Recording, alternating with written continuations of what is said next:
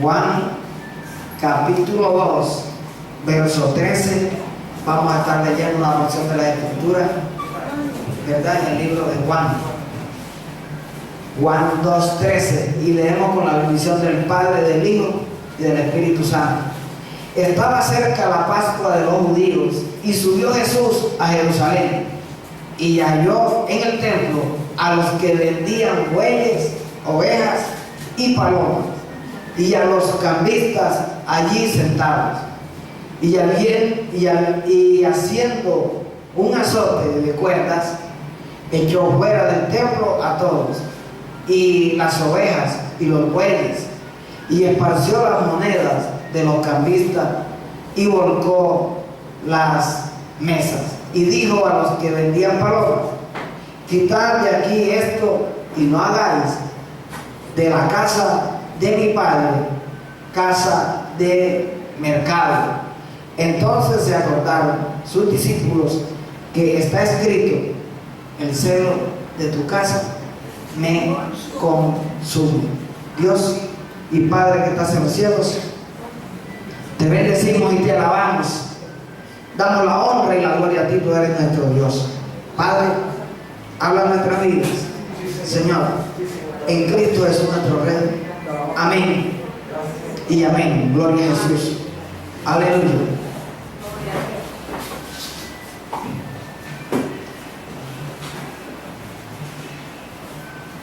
Este pasaje es uno de los pasajes en donde más de uno evita tratar la temática de Jesús en ese día. Recuerden que era la Pascua, la fiesta más importante de los judíos. Recuerden que la Pascua se celebraba para recordar aquel tiempo en que el pueblo de Israel salió de la esclavitud de Egipto a la tierra prometida que nuestro Dios le había prometido a Abraham. Y cada año se celebraba la Pascua, y era costumbre en aquellos tiempos de todo judío mayor de 19 años, que era la edad adulta para en aquel tiempo, tenía que pagar un impuesto para que se celebrase aquella actividad. Y también era otra obligación de cada judío que estuviera a una distancia no mayor de 25 kilómetros a la redonda de Jerusalén, tenía que ir a adorar al templo en Jerusalén en conmemoración de la Pascua del pueblo de Israel. Para ir a la Pascua, si las personas estaban a más de 25 kilómetros y tenían un alto grado de gratitud al Dios Todopoderoso, aquella persona también se desplazaba a Jerusalén a adorar y a darle gracias a Dios por aquella libertad que le había dado al pueblo de Israel cuando lo sacó de la esclavitud. Entonces, ¿qué era lo que pasaba en el templo en aquellos días? Dicen los escritores o los historiadores que la multitud no era mayor de 2.500.000 personas que llegaban a adorar en aquellos días a Dios Todopoderoso. Imagínense la Pascua como tal, que cada quien iba y quería ofrecer un sacrificio en agradecimiento, en expiación de pecado al Dios de Israel. Aquella ofrenda, todo el que iba anhelaba hacer una ofrenda, sea de agradecimiento o sea de expiación, pero iba hacer un sacrificio al Dios de Israel. Cuando nosotros leemos el pasaje, a veces no nos damos cuenta de lo que hay detrás de todo eso, porque a la hora de la verdad no entramos en el detalle ni sabemos, solamente dice lo que Jesús hizo, pero no se dice qué fue lo que motivó a Jesús para hacer aquello. Entonces, ¿qué era lo que pasaba?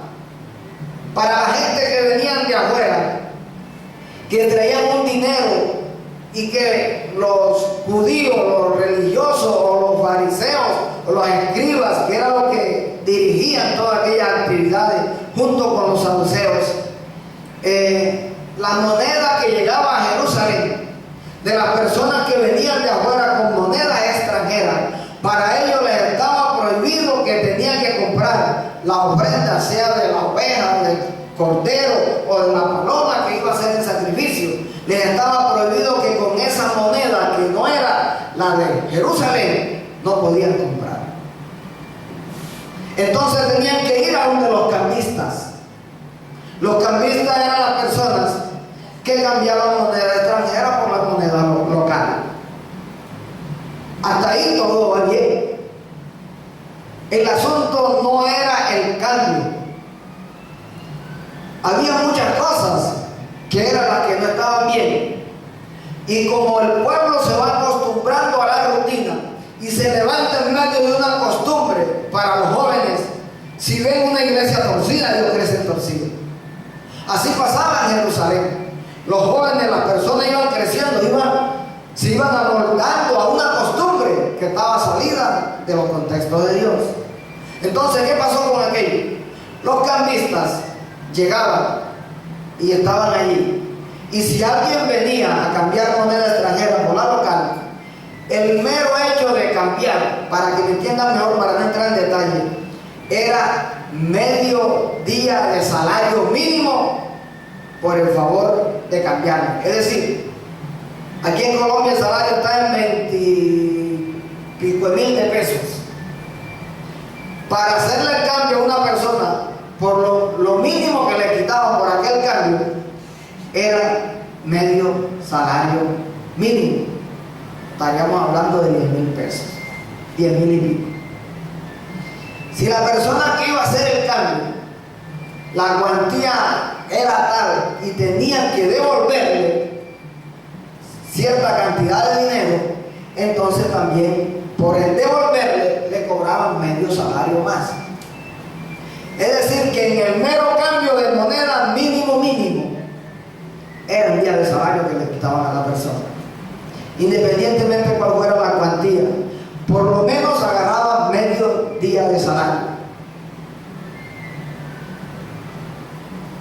Si la persona traía la oveja o el cordero o el animal que iba a sacrificar, lo traía, que lo compraba fuera del templo o que lo traía de su finca, de su propiedad, y no lo compraba dentro del templo, habían unas personas rígidas para mirar el animal que venía de afuera para sacrificar. Y aquellas personas eran tan drásticas o tan malintencionadas que por muy perfecto que tuviera el animal, recuerde que para sacrificarle un animal a Dios tenía que ser perfecto, sin defecto y sin tacha. Y las personas aquellas que revisaban el animal que venía para ofrecerle el sacrificio, estas personas lo revisaban y algún detalle le encontraban, así no lo tuvieron, de tal forma que la persona que traía el animal casi siempre se tenía que devolver con él y lo obligaban a que tenía que comprar a lo que ellos vendían. Ese era el negocio. Y eso fue lo que Jesús encontró. Aparte de eso,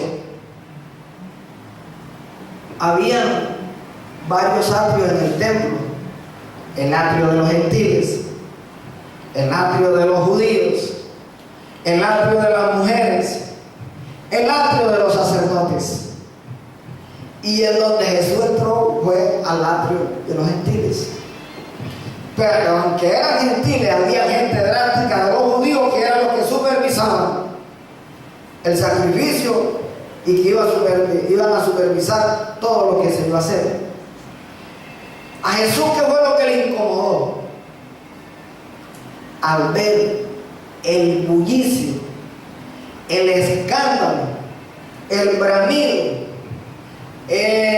los anuncios, la cantidad de escándalo que había dentro del lugar y del templo del Dios Todopoderoso, que a la hora de la verdad no tenían por qué negociar ni por qué hacer aquello.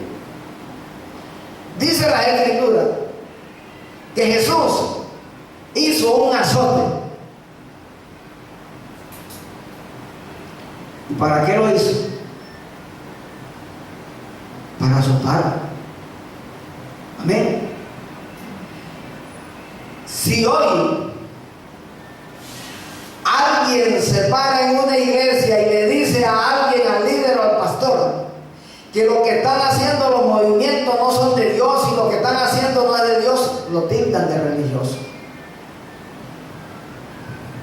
El religioso en mal sentido, porque el religioso es una persona consagrada para Dios, si de Dios se trata, o a una doctrina que él milite. Jesús esto le pudo tanto que no se los aguantó, mi hermano.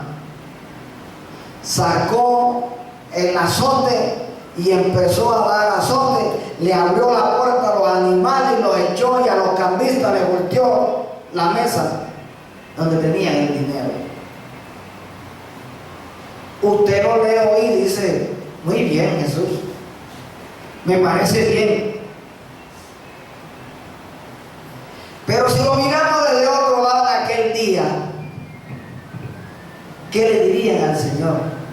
Se las pica, el más santurrón, el que sabe más. Porque, hermano, siempre el que censura las cosas indebidas en la casa del servicio del Señor, de que lo señala, no señala. Porque siempre le buscan la parte negativa para justificar o para malinformar y decir que la persona hizo algo indebido. ¿Y por qué no dicen nada que Jesús hizo algo indebido? Porque tenía la razón. Porque él no comió de cuento de tradición.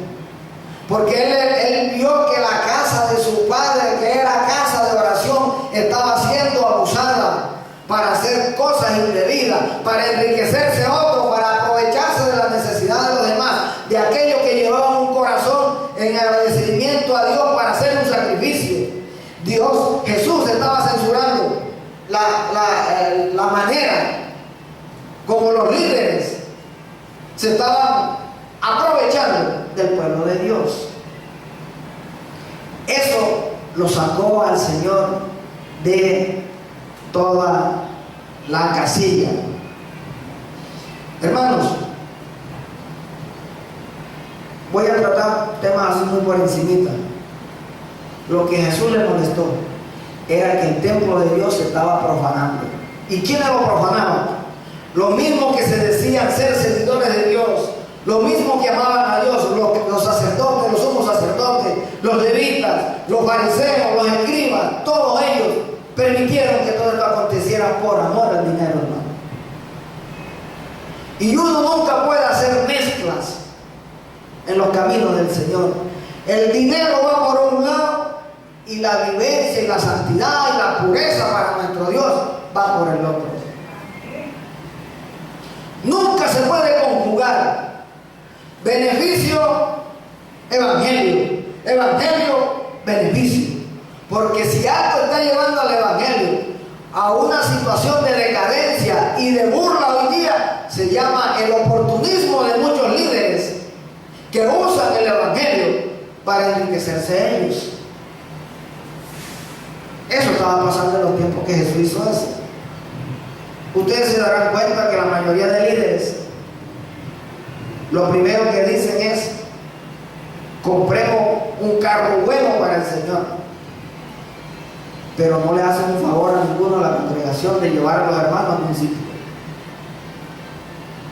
¿Por qué, hermano?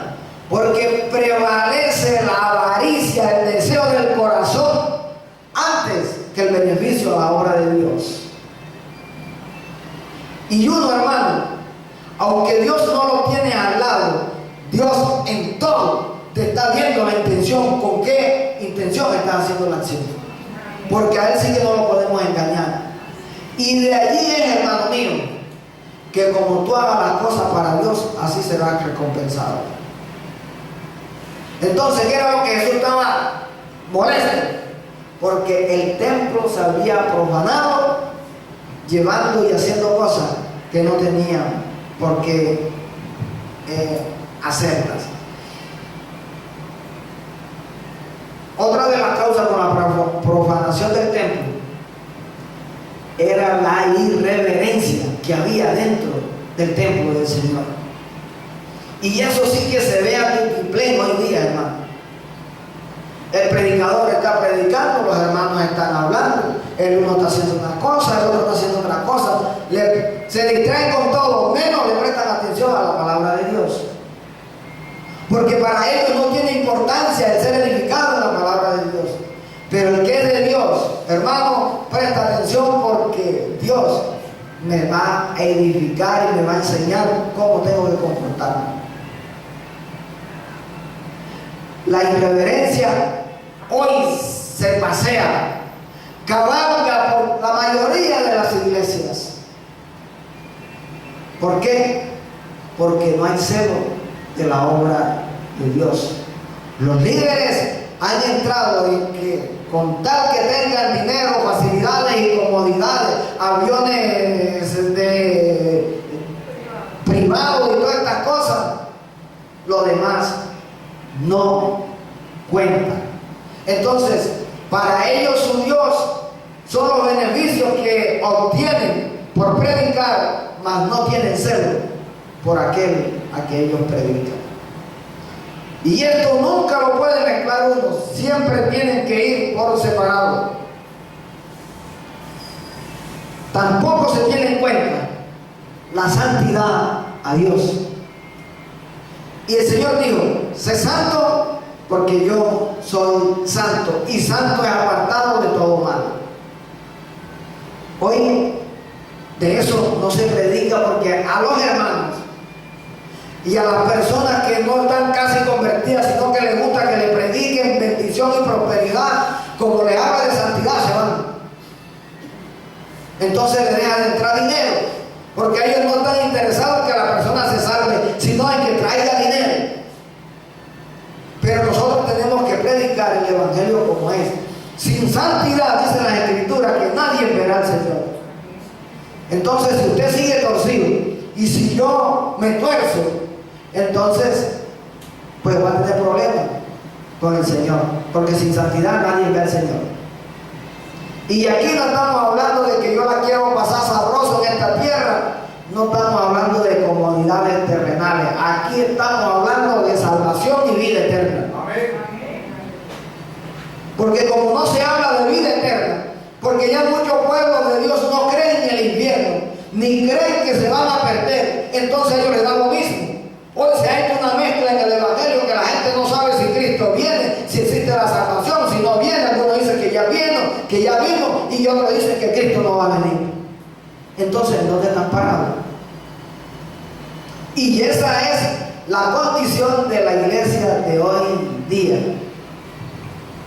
¿Ustedes creen que si el Señor estuviera aquí, se iba a aguantar todo esto que está aconteciendo hoy día?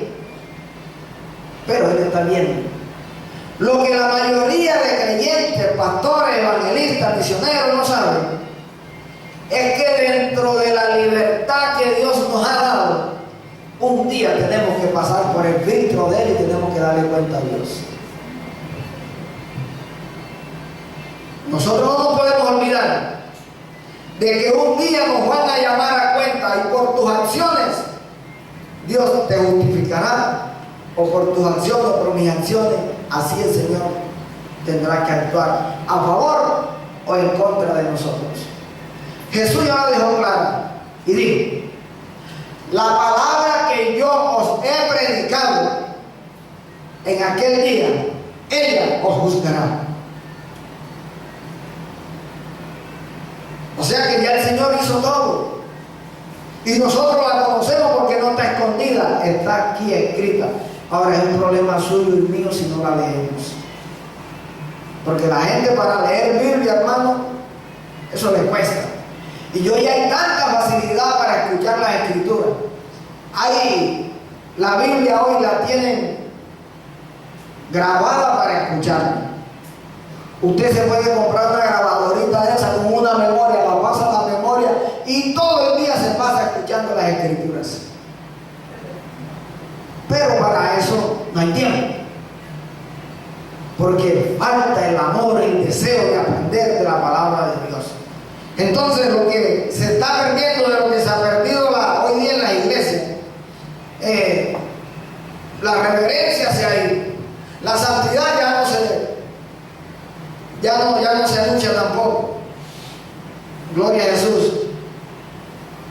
Y se usa la casa de Dios para hacer negocio. ¿Quién dijo que los hijos de Dios, hablando de los ministros, Dios nos ha llamado a hacer negocio con su pueblo? No, hermano. Nosotros tenemos que vivir para Dios, independientemente obtengamos beneficios materiales o no. Pero la condición es esa. Gloria a Jesús. Jesús había hecho lo que había hecho, hermano, porque estaba escrito de que su casa era casa de oración. Y muchos en aquellos días la hicieron cueva de ladrones. Nosotros, hermanos, debemos andar con cuidado hoy día. ¿Por qué? Porque nosotros no podemos caer en la tradición que muchos ya han caído. ¿Qué está pasando ahí en las iglesias? Cuando la iglesia está decaída, no hay asistencia, no hay un buen número, los líderes entonces dicen: yo no me puedo quedar con 4, con 5, yo tengo que ver cómo lleno esto, cómo lleno la iglesia, y voy a hacer una actividad, y dentro de la actividad que va a hacer entonces se busca un asesor, y entonces empieza a decir: ¿qué hago? No, listo, de pronto una campaña, pero no una campaña evangelística, sino una campaña diferente. Métele humo, métele música a todo timbal, busca rockeros, busca personas que canten y toquen reggaetón, que canten música inmoral, pero que le ponga un mensaje cristiano, porque hoy todos los cristianos le ponen el punto de cristiano, reggaetón cristiano, ¿verdad? Champeta cristiana, ¿verdad? Rock cristiano, y todos le ponen el cristiano y de esa manera lo camuflan. Pero hermanos, ¿sí será que eso es de Dios? Uno se pone a escuchar esas alabanzas. Yo me río porque están tan salidos de la realidad, porque creen que uno le va a creer aquello que están haciendo. Se ponen a cantar unas cosas que no tienen son ni tono. Escuchaba a uno que decía: vamos para adelante con el comandante, vamos para adelante.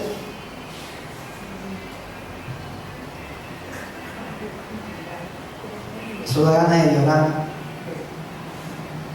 ¿Qué motiva eso? Le motiva el pie a bailar, pero a ministrar al Señor ni por ahí. Y métale humo y métale hielo seco, o sea, dióxido de nitroso, imitando las cosas de la discoteca. Lo de Dios lo ha bajado a tal nivel, hermano, que es vergonzoso decir que eso es de Dios. Pero como la mayoría de ministros hoy día, el uno con el otro no se atreve a decir nada porque dice que entre bomberos no se pueden pisar las mangueras, porque tienen miedo a que hablen de ellos. Pero como a mí no me da miedo, yo puedo hablar con propiedad, porque yo no ando en esa sintonía, yo amo a mi Señor. Y yo sé que el Señor no está en eso. Y otro llega y le meten el candelazo y sale llama y sale humo y salen papeles para impactar humanamente a las personas porque se los van a ganar para el Señor. Mentira, ya la tiniebla te ganó para su reino. Aleluya. Ya perteneces a los que han profanado el templo de Jehová, y si Jesús estuviera aquí, le metiera sus azoteras. Pero como Jesús no está, están aprovechando. Pero lo que ellos no saben, que allá le tienen la cuenta pendiente y allá tienen que arreglar ese asunto. Porque cada vida, escuche hermano, cada alma, cada persona que se haya acercado a la iglesia del Señor para recibir al Señor, y estos líderes los malformen haciéndole creer una doctrina errada, ellos pagarán por la alma de aquellas que se pierden o de aquellos que se perdieron. Porque la cosa es más seria de lo que nosotros imaginamos. Esto no es cuestión que es asunto de aquella iglesia. Esto es cuestión y es dolor de todo, porque detrás de cada líder hay una multitud de creyentes ingenuos, indoctos, ignorantes de la verdad, que están creyendo a ciegas lo que le están diciendo y no han leído ni se han dado cuenta que lo están llevando por la puerta ancha. Jesús dijo, en aquellos días, cuando muchos seguían a los fariseos,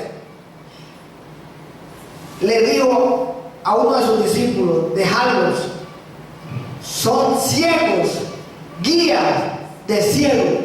Y si el ciego cae en el hueco, el que lo está guiando que es ciego también cae, es decir, caen ambos. Los guías ciegos siempre estarán guiando a otros más ciegos que ellos. Y dos ciegos, hermanos, o muchos ciegos, de que tropiezan porque no saben por dónde van.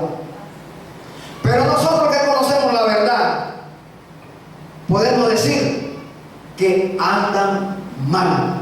Aunque de labios se expresen muy bien y digan que honran a Dios y que aman a Dios, pues el Señor dijo, por tu fruto te conozco.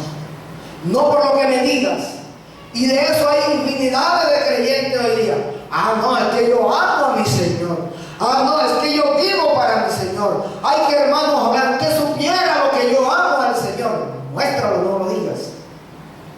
Hay que ir a predicar. Ah, no puedo. Hay que ayunar. Ah, hermano, no puedo. Porque para buscar argumento y pretexto, para buscar al Señor, ahí sí estamos prestos. Y entienden la desfachatez de decirle a uno como líder, hermano, si usted supiera, hermano, no te preocupes, eso en sí es un asunto tuyo con el Señor, pero yo no estoy aquí ni para pasar lista, ni para ver quién vino. Algo me preocupa si no viene y averiguamos, pero no me des excusas, pobre, es un asunto tuyo con el Señor. Porque hermano, nosotros creemos que echándole la mentira al hermano líder o al pastor, diciéndole, justificándolo por qué no nos hemos ido, hermano, eso no cuenta para el reino de los cielos. Si tienes una razón de peso, gloria a Dios, y el Señor lo sabe. Pero cuando buscamos pretextos y argumentos pobres para justificar la acción, hermano, no te metas por allí. Más bien diga, o haga una vez como hice yo. Estaba cansado, tenía sueño, era domingo, y le dije a mi esposa, hoy no voy para la iglesia, me voy a quedar durmiendo porque me siento cansado. La única vez que me quedé. Porque yo no voy a ir a la iglesia a estar durmiendo, eso es irreverencia. Eso es decir, a mí no me importa lo que me digan del Señor, yo vine para dormir.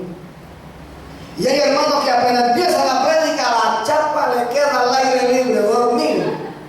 Hay otros que roncan y roncan hasta con bajo, que le molestan de al lado, no me dejan escuchar la prédica. ¿Por qué, hermano? Porque de la reverencia que tú tengas a Dios, así te cuidas para Dios. Y hermano, vea, cuando uno viene a la iglesia, pórtese bien, hágalo para el Señor, como está presente es el Señor. Y a veces nos volvemos costumbristas. Yo no sé qué pasa, y eso es bien, y eso no es en esta iglesia, bueno, aquí casi no, pero hermano, yo me acuerdo, y eso no es que porque esté predicando uno, usted predique quien predique, de que hay que sueño, porque muchos van a dormir a la iglesia. Yo he predicado, hermano, hace años, yo he predicado casi desde que estoy recién convertido. Íbamos a Tasajera, nos íbamos en ayuno en Tasajera antes. El que iba a predicar, hermano, tenía que ir bien con el Señor, si no pasaba su vergüenza en el púlpito. Ahí había brujería como usted no tiene idea. Ve, hermano, uno subía ahí, le daban unos cólicos de barriga, hermano, que decía, ¿será que aguanto ir al baño o no? Tanto era el ataque que había allí. Y venía uno con un dolor de cabeza, pero prendido. Ahí había, eso era, pues decía uno que eso era, los aires eran como de plomo, eso era pesado. Decir ir a Tasajera, hermano, era, vengo con dolor de cabeza. A veces le daba unos jaquecas, ganas de vomitar. Ahí sí se movía, hermano. No, ahorita yo le digo a los hermanos, no, ya esto no es ni sombra de lo que era antes. Pero eso sí era bravo ahí, hermano. Y hay que ver el calor que hace en Tasajera. Y uno empezaba el servicio. Y preciso los hermanos durmiendo. Y que cosa paraba. Y el sudor le chorreaba por aquí, pero roncando. Y va uno a otra iglesia por acá. Y hay hermanas y hermanos. Cuando ya uno lo invita 2 y 3 veces, ya uno sabe. Esta hermana se duerme acá también. Está en la misma silla. Eso van a dormir ahorita. ¿Por qué, hermano? Porque de como tú ames a Dios, así estás pendiente de las cosas de Dios. Y uno pregunta, hermano, ¿trabajó anoche? No, hermano, usted sabe la lucha. No, hermano, he tenido una semana, una batalla, pero toda la semana, todo el domingo viene a dormir. Ya uno lo conoce. Yo he ido a la iglesia que siempre me voy y ahorita esta está con la muela al aire libre. Y preciso, hermano. Y es que ni siquiera, si fuera que tuviera sueño que medio cabeceaba, es que se duermen, hermano, literalmente dormidos. A mí eso, hermano, nunca. Y yo he asistido a iglesia en vigilia y nunca. En vigilia. De vigilia continua para el servicio. Es cuestión de pronto de cultura, de costumbre. Yo presté servicio militar. Y había sitios que lo ponían uno de centinela y algunos lo peleaban. Chévere tal sitio porque ahí uno se tira y puede dormir. Y son 6 horas que uno prestaba de servicio. Hermano, yo me tiraba a dormir a veces en unos sitios y qué va, no me dormía. Fusil terciado, y dije, no, yo para estar acostado ahí mejor me quedo de pie, yo que sé quién se puede meter por ahí. ¿Por qué, hermano? Porque es cuestión de cumplir con el deber que se le ha delegado. ¿Cuánto más en el Señor, hermano? Yo creo que si ponemos un aviso prohibido dormir, los hermanos, yo creo que erradicamos el sueño en la iglesia. En la iglesia en general. Hay hermanos que son tan bruscos que dicen, hermano, cuando usted ve al hermano que se está durmiendo, déle un codazo. No, eso tampoco se erradica así. Hay que despertarle la conciencia de lo que es reverencia en la casa de Dios. Y entonces, hermano, cuando nosotros sabemos eso, nosotros no estamos alertas, no, yo no voy a dormir más. Si eso era algo, hasta aquí llegó hoy, pero hoy voy a adorar y voy a escuchar la palabra del Señor para ser edificado. Porque si uno se duerme, ¿qué edificado va a ser si no escuchó? Entonces, hermano, toda esta irreverencia, todas estas cosas, todo eso que se está haciendo en la iglesia hoy para ganar almas, hermanos, nos están alejando de la presencia del Señor Jesucristo. Y nosotros debemos cada día estar más cerca de nuestro Dios. Porque como Jesús estuviera en esta tierra de manera corporal, como estuvo en aquellos días, hermanos, de que sacaría el azote para todos aquellos lugares donde se están haciendo cosas que no se deben hacer, así como sacó el azote para aquellos que estaban vendiendo y que estaban aprovechándose y que estaban conllevando al pueblo de Dios a hacer las cosas de manera ritual y no darle la importancia de lo que estaban haciendo. Nosotros, quedó claro lo que los discípulos se acordaron: el celo de tu casa me consume. Y ese era el celo, y es el celo que tiene el Señor Jesús. Hoy Jesús no está presente físicamente, pero en espíritu está. Pero tú y yo somos unos dolientes de la obra de Dios, y nosotros debemos anunciar las maravillas y hacer las correcciones que tengamos que hacer. ¿Por qué? Porque la iglesia, toda la iglesia, es el negocio del Señor y se llama almas. Muchas iglesias, si suena la trompeta hoy, si se irá uno o dos, se irá mucho, porque andan tan desprevenidos y tan apartados de Dios y no se han dado cuenta que lo que están haciendo no está dentro del orden de Dios. Al pueblo de Israel, a Jerusalén, en el templo del mismo Dios Altísimo, se habían desviado de lo que Dios les había dado, les había dicho, que no se habían dado cuenta. Tocó al Señor despertarlos, y después tienen el descaro de preguntarle: ¿tú con qué autoridad haces eso? ¿Cómo que con qué autoridad? No es que lo que están haciendo está malo. Pero hermano, nosotros estamos llamados también para hacer las correcciones. Gloria a Jesús. Vamos a dejarlo hasta allí, pero vamos a ser reverentes a la casa del Señor. Gloria a Jesús.